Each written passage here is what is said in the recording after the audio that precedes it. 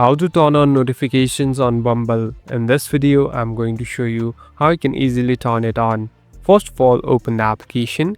Now here on the left bottom, you can see your profile icon. Simply tap on your profile icon. Now here on the right top, simply tap on settings. Now we in this settings interface. Here you'll be able to see different options available. Now slowly scroll down.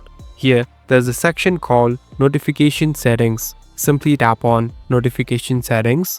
So here there are different customization of notification. So you can choose the one that you want to enable.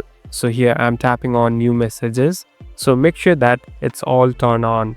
Tap on OK, and here you'll be able to turn on all your push notification. So this will give you all the notification related to the app.